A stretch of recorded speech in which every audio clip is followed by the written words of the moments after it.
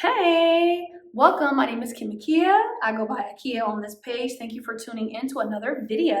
So today is another supernatural ghost story or supernatural short story. Okay, so in this series, I talk about different supernatural experiences that I have had in my life thus far. So today's story is about how a ghost called my name, followed me into the bathroom and called my name. Okay, so let's talk about it. All right, so if you don't know, I am an actress, I'm a screenwriter, and oh my Lord, this is I cannot do this. Like, they have to come and exterminate this apartment. This is wild. So I'm an actress, and I pursued acting professionally for about 5 years in New York City before I moved to Atlanta in 2019. And so this event happened on September the 18th, 2015. I was cast in a pharmaceutical commercial. I was one of 4 or 5 talent in that commercial. And we were filming at a very old theater called, I have the name here because I had to go back into my email and get the name. So you all can Google it later and look it up and see what else is going on with this place. So the name of the theater was the State Theater Center for the Arts. State Theater Center for the Arts, and it's located in Easton, PA. Okay, so when we got to the theater, I mean, it's a beautiful state theater. I mean, it looks like a beautiful state theater. It's in the downtown area of Easton, PA. I'd never been to Easton, PA before. I've been to PA before because I'm from New Jersey, but I never, been there. I didn't even know that this theater existed. I guess if I was more of like a theater actor, I probably would have known like, yeah, this exists. And I probably would have known that there's a ghost that haunts it, but I did not know that. And nobody from the theater, nobody from the production crew ever mentioned like, oh yeah, guys, just to let you all know that this place is haunted, because I'm pretty sure somebody had to know that beforehand, before we got there, okay? So anyway, we get there. I don't feel any type of vibes or anything like that. We're shooting outside of the theater, but if I recall, again, this is 2015, and my memory serves me correctly. When we got to the theater, we actually walked into the theater, and I remember walking in and seeing the stage and all the seating and saying, oh wow, this is a really, really beautiful, this is a really nice theater. It'd be nice to come here and see a show. And so when we walked down, we had to like walk around and then go like towards the back, and there were like different rooms. And so as an actor, when you're waiting to go onto set to film, they put actors in what's called a holding room. So we had to go to our holding room. And I remember us going back into our holding room. I remember that there was like a table full of like, snacks, crafty. If you didn't know, crafty is the food that's on set for the talent. And so we were just back there for the majority of the time. It wasn't a long shoot, but I want to say we were probably there for maybe 8 to 10 hours, like a normal work day for actors, right? So at some point we're called to go to the front of the theater because that's where all the cameras were set up. They were filming this commercial. The first shot, or the bulk of the shots, were in front of the theater. Actually, we're not filming inside the theater. So everything was set up. We come out, we're in our position, you do a rehearsal, you do a block. And I believe at some point we either filmed a few takes, we were either taking a break, or, we were at cut. And I remember saying, may I use the restroom? Where's the restroom? So someone said, oh yeah, the restroom is down. When you go in, make a right, go all the way down, and then you have to turn a corner. So I know I say things of that nature a lot. I just realized that. But anyway, another thing I forgot to mention, when we got to the theater, if I'm not mistaken, we were introduced to the theater director, the theater manager. He was there, and, we introduced ourselves to him. I can't remember whether it was in the beginning or after I saw the ghost, but I was introduced to him. So anyway, I said, okay, I need to use the restroom. And I was the only talent that had to go to the bathroom. Everybody else was outside. I mean, there were maybe like 1 or 2 people, around somewhere in the actual theater. It wasn't a completely dead, empty theater, but basically 99% of the people were outside in front because we were actively filming. And so the people that were like in the back of the theater, like in the holding area or like in the production office, it may have been like 1 or 2 people it was really empty that day,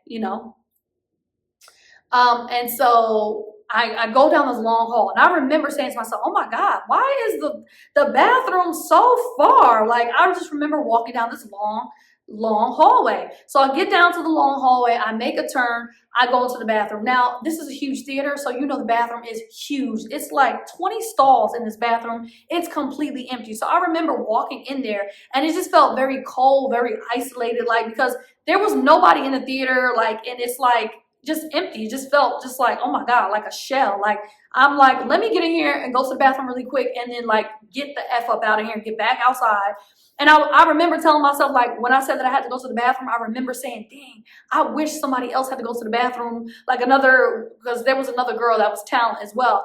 I wish she would be like, oh, you want me to go with you? Or I got to go too. And, that's what I really wish, but nobody had to go to the bathroom. So anyway, get to the bathroom. I just remember opening up the door, and it's just like it's just cold. It's just, 20 stalls. It's a huge bathroom. And I just remember it's just a huge bathroom. It was cold. I said, let me just go really quickly.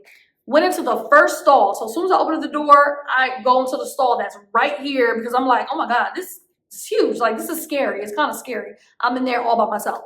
So I went into, go to the first stall. I go to the bathroom. I'm finishing going to the bathroom. And as I flush, I feel like it's not a wind. Now, if you've ever had this experience before, it's not a wind, but when a spirit kind of just comes up around you, some people can feel the wind, but it felt like somebody had just like Twilight Zone me. Yeah. It just felt like it didn't sound like that, but that's what it felt like. It just felt like that, like just a twilight, like I had spun around. And I was just like, "Ooh, what happened?" And then I came out of the stall, and I felt that, like, that woo, and it's like, "Kim," and then I heard a guy literally come up right behind my ear and say, "Kim."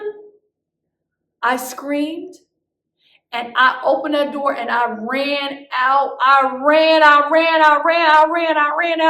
I said, "Oh my God."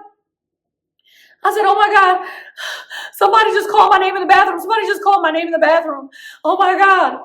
Oh my God, somebody just called my name in the bathroom."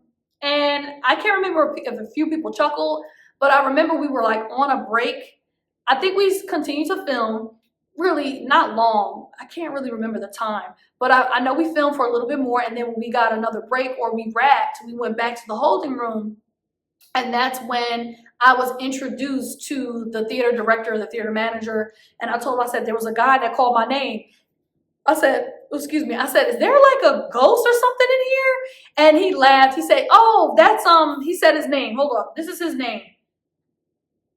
He said, oh, that's Fred. We were like, he's like, that's Fred. He actually used to, I think, work or be like a director or manager of the theater. And he actually lived at the theater for a short period of time before he actually died. And they said that makes himself very known and well aware to people. Like, he's been seen on stage. They said he's been seen on stage. He's been seen smoking a cigar. Women have heard, or people have heard him call their name. And the guy told me, he said, oh, he probably did that because you're a woman. He loves women. So he really makes himself seen, or like, known to women. And so he just kind of like chuckled it off. I'm like, OMG. And they have an actual cutout board picture of J. Fred Osterstock, that's his name, in the theater. And I took a picture with him, and I said, Fred, you tried to scare me. I don't even know if I still had that picture, but I took a picture with the cardboard cutout of J. Fred Osterstock, the ghost that called my name. And what was even creepy to me was the fact that he knew my name. So, which tells me that he was in the back with us, he was in the front with us, and he heard people, call my name and talk to me. And he knew my name. He actually called me by my name. He said, Kim. And I remember his voice. Kim. He said it just like that. Right in my ear. Right in this ear. This right ear. He just came up right behind. I felt like this energy. It was like a vortex of energy. That's what it is. It feels like somebody just Twilight zoned you, but it's like this vortex of energy. It's not even wind. It's just energy. And then he came up and he's like, Kim. And I screamed. And I screamed. So after that, honey, I think that was the first time that I ever had a ghost ever like come so close to me and say my name right up on my ear, right up on me. But they said that he loves women, and he does do that a lot to women that come to the theater. And they say sometimes you can see him on the stage, sometimes he's up there at the top. Have seen him, you know, so he's a staple at that theater. So definitely, if you're into this type of stuff, look up J. Fred Osterstock's Ghost at the Pennsylvania State Theater and see what other stories. I'm sure. And you know what? I haven't even looked up any other stories like since this happened. I never like really delved and researched into it.